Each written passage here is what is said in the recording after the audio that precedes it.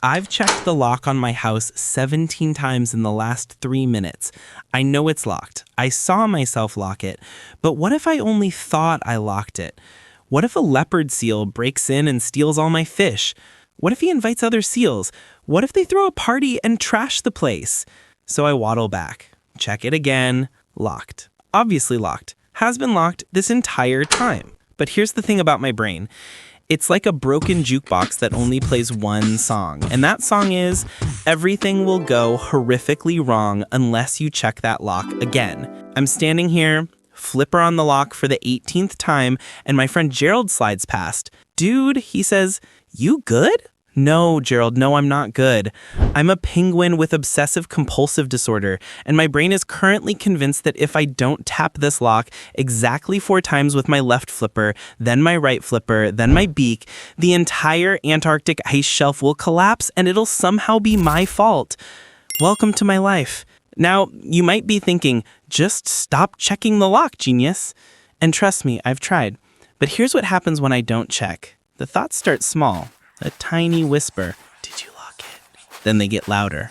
"You definitely didn't lock it." Then they're screaming, "Gerald's gonna find your body buried under stolen fish, and he'll say, 'I told you so' at your funeral." My heart starts racing. My flippers get sweaty, which, by the way, shouldn't even be possible in Antarctica. The anxiety builds and builds until I physically cannot think about anything else. I can't fish, I can't socialize, I can't even enjoy a decent belly slide. Last week, I missed the annual fish feast because I was stuck in a loop checking if I'd turned off my heat lamp. Spoiler alert, I don't even own a heat lamp. I'm a penguin in Antarctica. But my brain doesn't care about logic. The worst part, I know it's irrational. I know I'm being ridiculous, but knowing doesn't stop it. It's like my brain is a separate entity that's actively trying to ruin my life, and I'm just along for the ride. Gerald says I need help. My mom says I'm just being careful. And me, I'm just tired. Tired of checking, tired of counting, tired of arranging my fish in perfect symmetrical rows, because if I don't, something terrible will happen to someone I love. So yeah, stakes are high. If I don't figure this out, I'm going to spend the rest of my life as that weird penguin who sniffs his flippers 47 times before entering a room. So I finally admit I need help. I waddle to Dr. Snowball, the colony's therapist. She's this older penguin who wears tiny glasses that keep sliding off her beak. "I think I have OCD," I tell her. She nods. Tell me about your compulsions. Well, I check locks, I count things, I have to tap surfaces in specific patterns. Oh, and I arrange my fish by size, color, and level of freshness before I can eat any of them. How long does that take? 2 hours, sometimes 3 if I lose count and have to start over. Dr. Snowball doesn't laugh. She just writes something down. We're going to try exposure and response prevention therapy, ERP for short. Sounds simple enough, right? Wrong. The first exercise. Touch something dirty and don't wash your flippers for 30 minutes. 30 minutes! She might as well have asked me to juggle orcas. I touch a slightly sandy rock and my brain immediately goes, "Congratulations! You now have 17 diseases. Your flippers will fall off by Tuesday. You'll be known as the flipperless penguin. Children will cry when they see you." I make it 4 minutes before I crack and dive into the ocean. Dr. Snowball sighs. We'll try again tomorrow. Tomorrow comes. New challenge. Leave my house without checking the lock. Just walk away. Easy, right? I get 3 steps away before the panic hits. What if the lock spontaneously unlocks itself? What if there's a magnetic storm that specifically targets my lock? What if a particularly clever seal learns to pick locks and mine is his first target?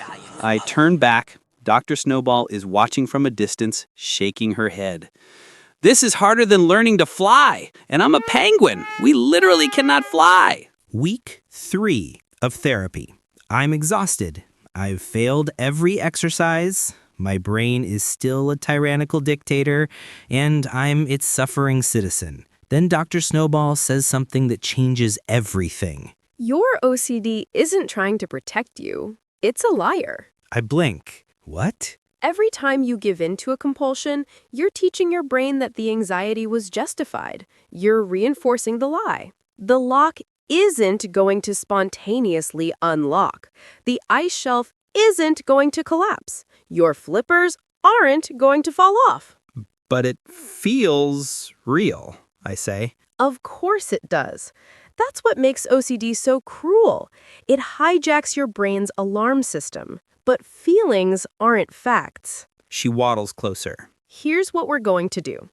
Tomorrow, you're going to leave your house, not check the lock, and go directly to the fish feast. You're going to sit there, feel the anxiety, and not give in. The anxiety will peak, I promise you. But then something magical happens. What? It goes down, all by itself, without you doing anything.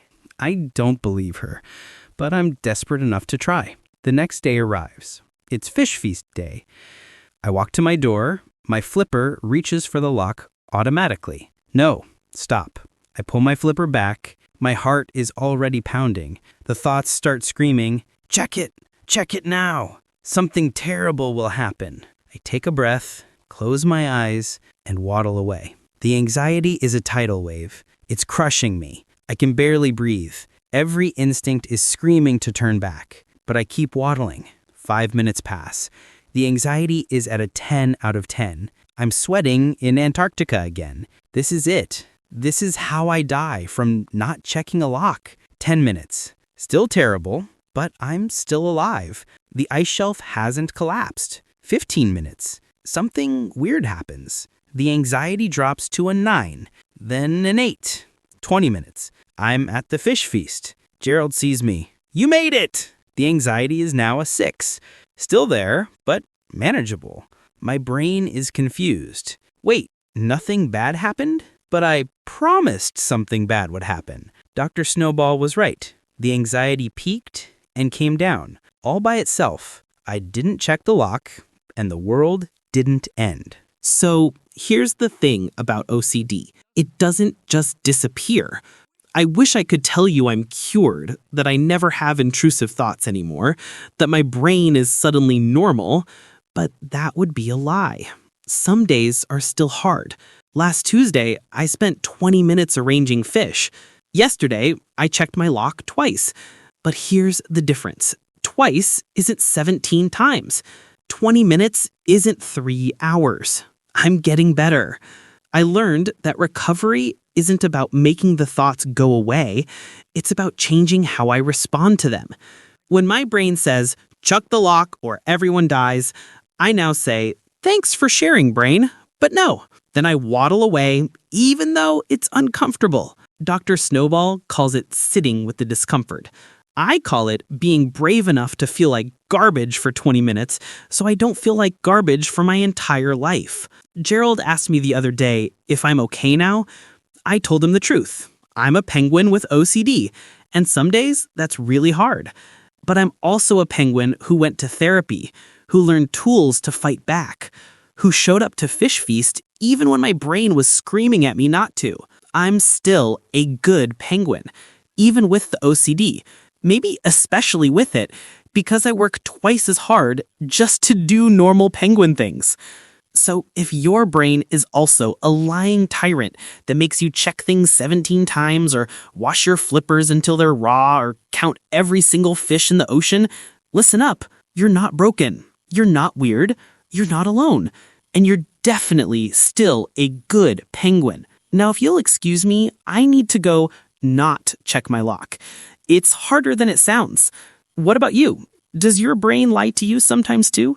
Tell me in the comments. Let's be good penguins, or whatever you are, together.